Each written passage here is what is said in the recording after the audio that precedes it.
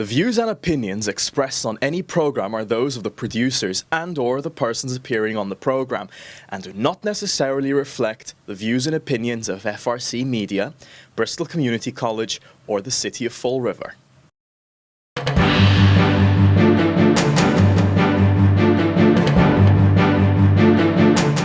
We are getting set for the September 19th preliminary election, where voters will cast ballots for City Council and Mayor in the upcoming city election. And we're talking to as many candidates as possible between now and then. Pleased to be joined right now by one of the candidates you'll see on the ballot for City Council. He's Jordan James Silvia, who has run before for offices here in Fall River. Jordan, thank you for joining me. I appreciate it. Nice to see you, Keith. Yeah, nice to see you too as well. My old stomping grounds. Yeah, you've been here before. Absolutely. So let me ask you, for people who may not know who you are, tell us a little bit about yourself and why you want to be a city councilor. Is there anyone in Fall River who doesn't know who I am? Yeah, so that's been part of the learning curve, right? So you just assume doing this stuff for such a long time, like people, but again, it's because it's been over a long time. There's people that are, 18, 19, 20, that they haven't been following all this stuff. I've been nonstop, Keith, as you know and probably remember, since 2014, pushing back on everything I've seen local government-wise. It really disgusted me. I'm like everybody else. I live in the city, pay taxes, you know what I mean? I feel I can't send my kids to school in Fall River. I said that to Maria Ponce, the superintendent, a couple weeks ago at a neighborhood associating meeting. So what happens is, you see Paul Coogan going around, the mayor of Fall River, telling everybody that it's great, higher rents are good for people. There's really not an increase in crime, which the FRPD looked me straight in the face and said, the levels of shootings at the moment are like, he said, like epic proportions. I know we just saw the kid I'm from Maple Gardens, right, Keith, who just got shot in the face, a young kid. I don't know the circumstances, but obviously, regardless, it's horrific. The politicians in Fall River, my personal opinion, have really turned their back on the people of Fall River, right? And it's a philosophical thing where they all think that it's top down. I said this to Mark Dion, everyone laughs at trickle down economics, but they think trickle down government, right? If we just keep giving money to politicians, somehow it's supposed to help my life. I fully reject that idea. You know what I mean? I believe in the opposite of all these things. As a libertarian, Keith, I think I'm the only libertarian running for office. Everyone running, basically, the main difference is they're okay with centralized power, right? Top-down edicts. They just think the government would be better if they were in charge, making all the decisions for my family, which is not the case, right? I just need them to leave me alone, right? I think all their quote-unquote help has been the problem, right? So why has your rent doubled and tripled, right? It's because we're getting $200 million slush funds from COVID, the federal government, and people will say, oh, Jordan, what are you going to do as one member of 9? Not much, right? Not much. But at least when I'll go to those meetings, like I said at the end of my tape statement, right? I'm a pissed off citizen of Fall River, right, Keith? And I would like to see, just for once, right? I see guys like Colin Dias, they go to the school committee meetings, right? They're keeping up the fight, and the politicians laugh in your face or completely disregard you, right? If you want to see one person go every 2 weeks for free, not get paid, volunteer to go to those meetings, get on subcommittees, and destroy all their narratives about that they care about us. We've had criminals in charge of the city, right? Jaziel Correa is in federal prison. I ran against him twice, right? You were probably at those debates. They get more votes than me, but then they get in power and they run roughshod all over people in Fall River, right? So that's why this is obviously not new to me, and I'm going to continue to do, whether I win or lose. Votes? How many votes? I don't care how many votes I get, right? I'm going to always be the same person I've been. I'm going to push back on this idea in Massachusetts, this communism nonsense that the government's going to help you. I'm going to annihilate that stuff. Let me go into those meetings where they can't give me 3 minutes, like a tape statement or a citizen's input. They'll have to let me talk. I'll change a lot of minds just with that platform, Keith. Go ahead, buddy. Yeah, well, I was going to ask you about that. I mean, you mentioned it a little bit. If you're elected to the city council, you're one of 9. Yeah. Right? And you need 5 to get anything done. Yeah. Right? So I'm very persuasive. No, are you hoping to just kind of like pick away at it, and hopefully get it? Hey, don't take my word for it. No, I'm talking about on the council, because you got to persuade 4 other people. Yeah, 4 other people who don't have everyone's best interest at heart, right? So yeah, I mean, I actually learned this from a geneticist probably 10 years ago. The way to do that is to align everybody's interests, right? So you have to show these people how it's in their best interest to do these things, right? And again, it's persuasion. It's holding them accountable publicly, right, in front of these things, these cameras, right? When they can't.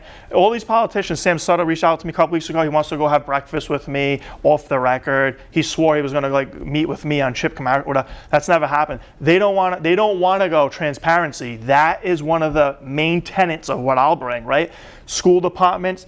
You have Boomer Amaral's daughter, like all their family. There's massive allegations about wrongdoing just in their regular course of school, right? Like, we're spending hundreds of millions of dollars. Kids are falling out of Durfee. They don't know a single thing about financial education. I said this to Maria Ponce, right? And they're gaslighting me. They're like, oh no, we teach kids about financial. That's not true. It's not true. Yeah. So one thing I can do is shed light on all of these things. I've done it on social media, and I've seen people, again, from when I started this in 2014, I had massive enemies in Colin, Dias, Gene St. Pierre. Over the years, when they've kind of seen that my motivation is pure and I just want to fight the corruption of all these people that are in power, now, I've made alliances with people you would have never believed, 9 years ago. Yeah. You mentioned that a lot of money comes into the city, and you mentioned about, people unable to afford their rents and unable to afford, just getting by, right? How is Fall River different than any other city or town in the country that are facing inflation? Yeah. And I guess this is not, I guess the question is, what makes Fall River, how can you make Fall River different than what's happening across the country and around the world? Yeah, exactly. So, and here's my thing. You have these people running for office right now, and they're saying, they're kind of saying they're gonna, real vague statements how they're gonna solve these problems. I always tell people, ask them what caused, why has rent doubled and tripled in this country, right? In the world, right? Because America was the only person that printed $15 trillion since 2020, right? M1 money supply, right? So this was a global phenomenon. Again, obviously it was COVID. Obviously it was a huge scam what they did. There's a virus, and then it was government response, and it was all targeted, intentional, again, by people in charge. So when criminals at the highest level of the United States government, right, are running these schemes, right, you need a guy like Paul Coogan who says, trust the science, shut down all the businesses, lock up the basketball courts, take all the rims down. It wasn't a trust the science. They want you to trust criminals with no integrity, fully shown they have no integrity. And, we're just supposed to trust authority, not science, authority. That's not how this country was formed. That's not what I believe in. And again, I'm a big mouth, Keith. We know that, right? Obviously. And it takes courage for 9 years, right? When they mess with your car and they try to mess with your business and they try to destroy your life. Why is that happening? Because politics has always been corrupt. So is money a big problem? Money's a huge problem. So I'm just going to throw a number at you.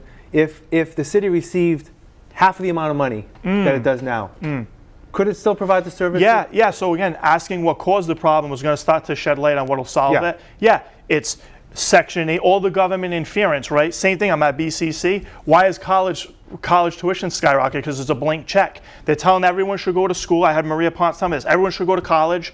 We're going to pay for it. It's free. Clearly that's not true. It's a very expensive complex here. So they want to settle everyone to go for free, but yet also everyone should go to college, but also at the same time we need to get rid of student loan debt because the return on investment in college, all this government intervention, they're going to make affordable housing, which I grew up in, right? They want to control people's housing. I grew up in projects, in forever housing projects. You don't want to have the government in charge. You don't want to live where the government is in charge, basically. But how can people afford? Regardless of, Yeah, that's a good question. Does that go back to your Like we need normalcy. No, we need. No, but you also mentioned that people have to take responsibility themselves. Yes, is that part of this as well? Absolutely, absolutely. Because no one is going to help you. That's the reality. No one is going to help you. We need to return to normalcy. So I saw someone's paycheck the other day. They have $500 a week stolen out of their paycheck in income tax. Right? They're doing that to every person across America.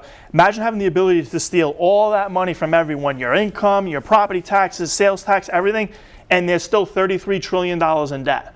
So. People ask me when you run for office, Jordan, what are you going to do as one guy? I'm not going to solve the American economy and the corruption, its crony capitalism, all the problems, but I will guaranteed open my mouth and smash people's narratives that, oh yeah, we need to do more of the things that have put this country in such a bad position. No one keeps running, and I've said this, no one will fight harder against that, and no one even running will even claim that they'll fight harder against it than me. They all know I'm the biggest enemy to what's been happening to this country. Well, I want to thank you for your time. Thank you, buddy. And hopefully we'll talk again before November. Absolutely, buddy. Right. Anytime. Thank you for joining me. Thank you. Appreciate it. All right. Take care. And thank you for joining us here on FRC Media. And please make a point to vote on Tuesday, September 19th.